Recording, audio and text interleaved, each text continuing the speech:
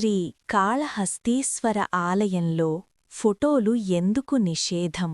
రాత్రి నిశ్శబ్దం. ఈ నిశ్శబ్దంలో కొన్ని క్షేత్రాలు ఇంకా స్పష్టంగా శ్వాస తీసుకుంటాయి.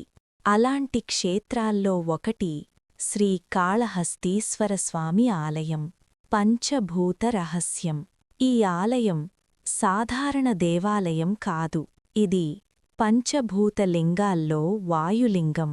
శైవ పురాణాలు చెబుతున్నాయి, శివుడు సృష్టి నిలకడ కోసం పంచభూతాలుగా భూమిపై అవతరించాడు.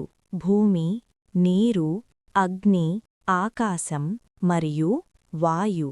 వాయు కనిపించదు, కాని జీవితం అంతా దానిపైనే ఆధారపడి ఉంటుంది. అలాగే ఈ ఆలయంలో శివుడు కనిపించడు, కాని అనుభూతి అవుతాడు. గర్భగుడి రహస్యం. ఈ ఆలయ గర్భగుడిలోకి వెళితే ఒక విషయం గమనిస్తారు. దీపం ఎప్పుడూ నెమ్మదిగా కదులుతూనే ఉంటుంది. గాలి ప్రవేశం లేనిచోట దీపం కదలడం శాస్త్రాలకు సవాల్. కాని భక్తులకు మాత్రం ఇక్కడ శివుడు జీవించి ఉన్నాడు. స్థలపురాణం. స్కందపురాణం చెబుతుంది, ఒక సాలీడు, ఒక పాము, ఒక ఏనుగు, ముగ్గురు శివభక్తులు.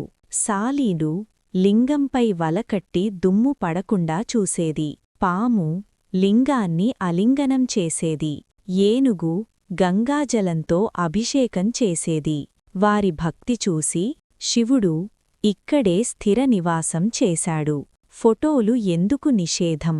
ఇంత శక్తి ఉన్న చోట ఫోటోలు ఎందుకు నిషేధం?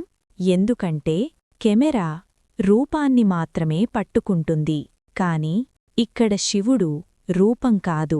లింగపురాణం చెబుతుంది, శివతత్వం చూపులకు కాదు, చైతన్యానికి సంబంధించినది.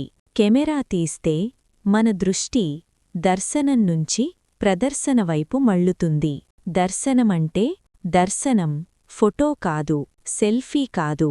దర్శనమంటే మన శ్వాస శివశ్వాసతో ఒక్క క్షణం కలవడం. అదే వాయులింగ దర్శనం. రాహుకేతు శక్తి. స్కందపురాణం చెబుతుంది, వాయులింగం నాడీ వ్యవస్థను శుద్ధి చేస్తుంది.